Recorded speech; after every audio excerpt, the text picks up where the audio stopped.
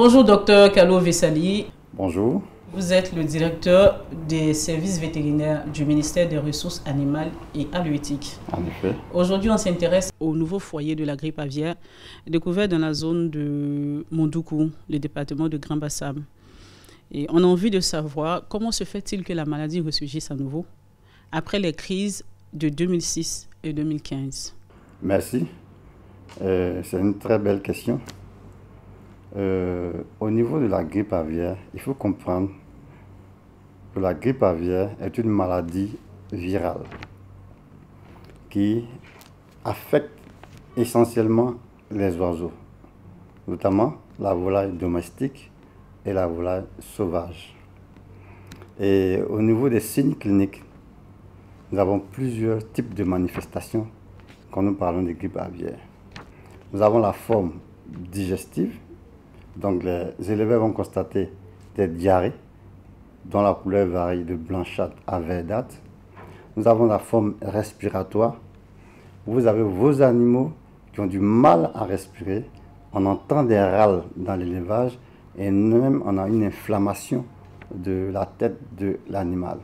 Ensuite, nous avons une forme cutanée. Vous avez des taches sur les pattes, sur l'abdomen de l'animal. Et nous avons une forme nerveuse.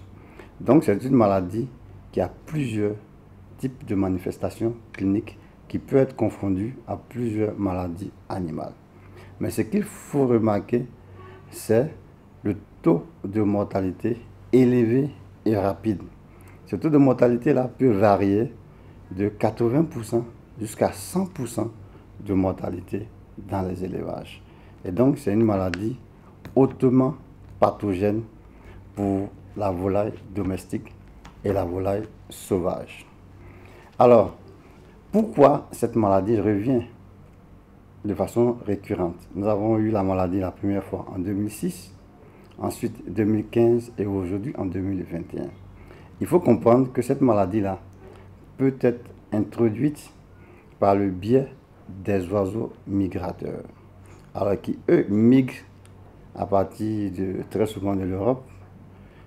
Pendant la période d'hiver, ils viennent vers l'Afrique et ils retournent en Europe. Et donc, en général, vous allez constater qu'après un épisode de grippe aviaire dans certains pays européens, et dans la période de migration, les premiers cas vont commencer à apparaître en Afrique. Et ce fut le cas, par exemple, en février. Et très récemment, au mois de juillet, le Mali et le Ghana ont détecté des foyers de grippe aviaire.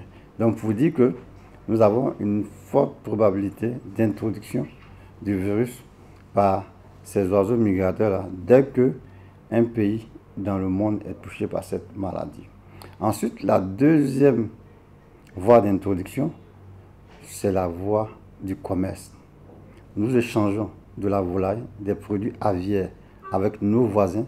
Quand vous prenez le cas du Mali, qui a eu la maladie avant nous, nous avons beaucoup d'échanges de volailles dits de type traditionnel avec le Mali, qui nous approvisionne en volailles de type traditionnel, ainsi que le Burkina. Et nous échangeons aussi avec le Ghana. Donc nous avons cette deuxième probabilité-là aussi qui existe d'introduction du virus par le biais du commerce. Voilà pourquoi, tant qu'il y aura des cas de grippe aviaire dans le monde, on sera toujours menacé par la maladie. Donc, la maladie va revenir de temps à autre, mais le plus important, ce n'est pas l'introduction, le plus important, c'est d'empêcher que la maladie ne se propage. Donc, détection rapide, riposte rapide. Selon ce que vous venez de dire, on comprend qu'on doit s'attendre à une 4e, 5e ou une 1e crise de grippe aviaire. Vous avez soulevé le facteur des oiseaux voyageurs, des oiseaux migrateurs. On a envie de savoir, est-ce qu'il est possible, est-ce qu'il existe des mesures pour pouvoir circonscrire ou même éradiquer le mal lorsqu'il advient? Pour nous, l'idéal, c'est d'empêcher l'introduction. Mais vous savez, les oiseaux migrateurs n'ont pas de frontières, n'ont pas de limites. Voilà, ces oiseaux-là vont migrer. Tant que la période est propice, ces oiseaux-là viendront vers nous. Alors pour nous, l'idéal, c'est la détection rapide. Si le virus est détecté à l'échelle d'une ferme rapidement et que le fermier alerte, les actions sanitaires se mettent rapidement dans cette zone-là et tout le pays est protégé. Donc pour nous, c'est vraiment le renforcement des capacités, l'implication des éleveurs dans la lutte par la mise en place des GDS et le renforcement des capacités des services vétérinaires en matière de riposte et aussi du laboratoire en matière de détection des cas. Et cette lutte-là repose donc sur 3 éléments essentiels: la prévention, la détection et la riposte rapide, ce qui permet de circonscrire le mal dès qu'il arrive.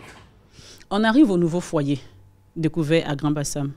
Aujourd'hui, en tant que directeur des services vétérinaires, quel point pouvez-vous faire de la situation qui prévaut à Grand-Bassam? La détection rapide, je le dis parce qu'on a eu quand même, il y a un GDS à Bassam et le premier éleveur qui a fait l'alerte était un membre du groupement de défense sanitaire.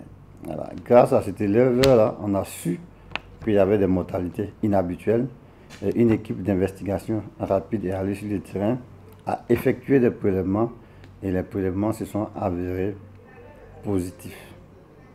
Et donc pour nous, c'était ça l'un des éléments importants. Ensuite, il fallait circonscrire rapidement le foyer, c'est-à-dire autour de l'élevage positif, 3 km autour, il fallait abattre tous les animaux dans un rayon de 3 km. Et autour de ce foyer, de rayon de 3 km, là, 7 km autour de ce foyer, les élevages sont mis sous surveillance pendant 21 jours. Alors, au terme de ces actions de riposte, nous avons abattu plus de 300 000 volailles et plus de 136 éleveurs ont été impactés par ces abattages-là. Et là, on se rend compte que c'est une grosse perte pour les fermiers. Que deviennent-ils, ces fermiers victimes? Ça fait la 3e fois que la Côte d'Ivoire déclare la présence du virus de la grippe aviaire. Et par expérience, les éleveurs qui font l'objet d'abattages sanitaires sont indemnisés par l'État. Cette maladie n'a pas de traitement, il n'y a pas de vaccin. Et la mortalité est très élevée. Et donc le moins de mal, c'est l'abattage sanitaire. Aujourd'hui, on abat plus de 300 animaux pour protéger 60 millions de volailles. Voilà, ce qui est important pour l'État de Côte d'Ivoire, qui est important pour la population ivoirienne. Vous parlez de thèmes de circonscription, de prévention. Quels sont les risques lorsqu'on n'arrive pas à circonscrire la maladie, lorsqu'elle est découverte dans une zone? Est-ce qu'il y a des risques pour tout le pays? Si oui, quels sont ces risques? La filière avicole ivoirienne représente un chiffre d'affaires de 250 milliards de francs CFA. Et cette filière-là, c'est 50 000 emplois directs. C'est 60 millions de volailles. Donc vous imaginez l'importance économique de cette filière-là, l'importance sociale de cette filière-là. Alors pour nous, c'est d'empêcher, l'élément essentiel, c'est d'empêcher la propagation de cette maladie-là et protéger ce chiffre d'affaires-là et ces emplois, 50 000 emplois directs. Et donc pour nous, l'impact économique et social est très élevé. Ensuite, il y a un impact sanitaire. Nous sommes des vétérinaires et perdre 60 millions de volailles, c'est une catastrophe sanitaire et même au niveau de la sécurité alimentaire. Et le troisième impact, c'est un impact au niveau de la santé publique. Comme on le dit, c'est une maladie de vétérinaires, d'éleveurs et de marchands de volailles. Il y a un risque de transmission de cette maladie-là, de l'animal à l'homme. Cependant, c'est une transmission qui concerne que les professionnels. Parce qu'il faut certaines conditions. Contact rapproché, prolongé et répété. Donc c'est vraiment une maladie de professionnels. On a aussi envie de savoir, est-ce que la grippe aviaire est réellement dangereuse pour l'homme? Docteur, dites-nous tout. Je peux quand même préciser que le consommateur de produits avicoles, notamment des œufs, de la viande de volaille, ne sont pas concernés par le risque sanitaire. Parce que le virus ne se contracte pas en consommant de la volaille et en consommant des œufs ou bien des produits avicoles. Le virus se contracte quand vous êtes au contact direct de l'animal vivant et essentiellement par voie respiratoire. Et ce contact-là doit être prolongé. Ce contact-là doit être répété. Voilà pourquoi je reviens là-dessus pour dire que c'est une maladie professionnelle, c'est-à-dire pour ceux qui travaillent au quotidien avec la volaille vivante. Quant aux consommateurs, ils n'ont pas de risque. Ils peuvent consommer tranquillement la volaille et le foyer concerné aussi a fait l'objet de ripostes et d'abattage sanitaire. Donc il n'y a pas de risque, il n'y a pratiquement pas de risque pour le consommateur. Et à part la zone de Grand Bassam, à ce jour, est-ce que d'autres foyers ont été découverts dans d'autres zones du pays? Pour le moment, les services sont vraiment en alerte et le ministère a réactivé ce qu'on appelle l'épidémiovigilance et toutes les zones d'élevage sont en alerte. L'interprofession est en alerte et même nous sommes en train de mener de la surveillance active, c'est-à-dire nous allons vers les points à risque pour faire des prélèvements. Ainsi, nous avons fait des prélèvements au niveau de la faune sauvage. Dans toute la zone d'Abidjan, les aires de repos des oiseaux migrateurs ont fait l'objet des prélèvements au niveau de l'environnement. Et aujourd'hui, nous venons de finir une surveillance active de l'ensemble des marchés de volailles. Donc nous avons fait aussi de nombreux prélèvements, plus de 1200 prélèvements qui viennent d'être acheminés au laboratoire. Et nous attendons encore les résultats de ces analyses-là. Pour vous dire que nous avons lancé l'épidémiovigilance, c'est-à-dire la surveillance globale en impliquant les acteurs, les groupements de défense sanitaire. Et donc, toutes les alertes font l'objet systématique d'investigation. Même les rumeurs font l'objet d'analyse pour pouvoir vérifier si c'est exactement le virus. Donc, à l'état actuel, nous continuons les investigations. Certains prélèvements sont au laboratoire. La maladie est circonscrite au niveau de Grand Bassam. Voilà. Donc, et ces investigations-là, par exemple, nous ont permis d'avoir 3 foyers dans le département de Grand Bassam. C'est-à-dire, vous avez Mondoukou, vous avez Moamé et puis vous avez Modeste. Donc, c'est grâce à ces investigations que nous continuons de détecter les cas et en même temps, des ripostes immédiates sont faites.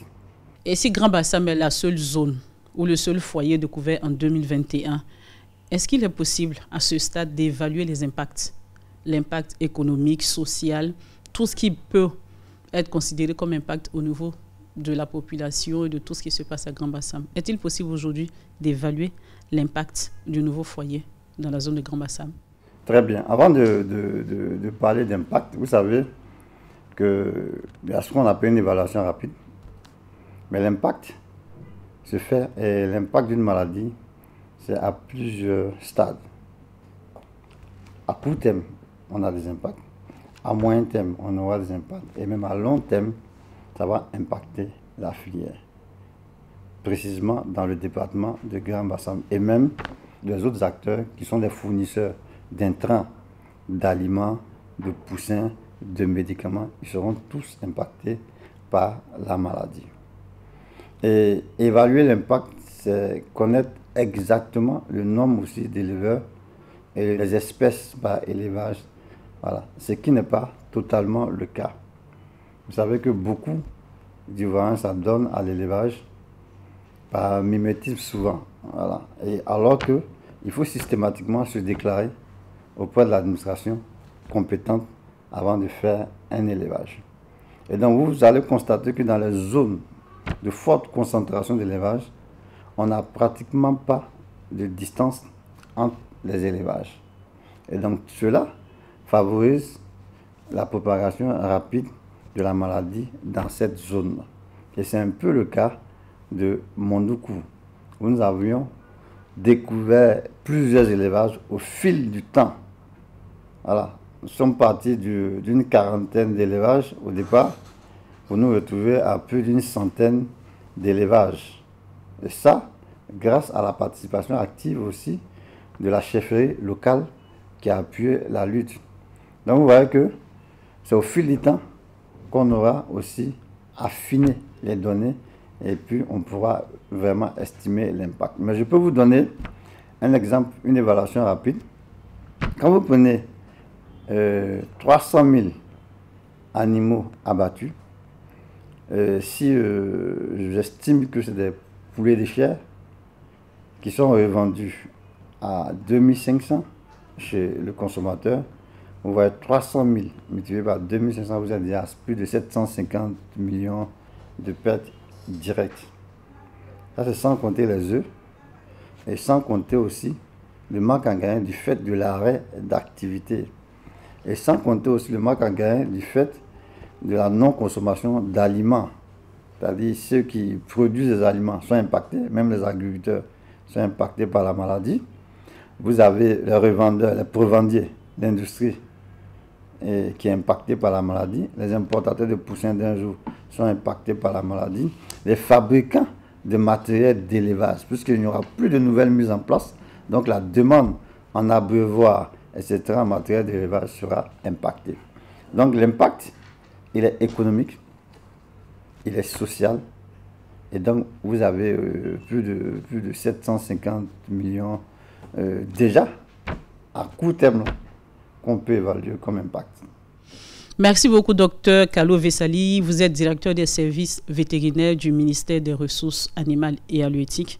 Merci de nous avoir accordé cette interview sur le nouveau foyer de la grippe aviaire découvert dans la zone de Grand Bassam. Merci beaucoup.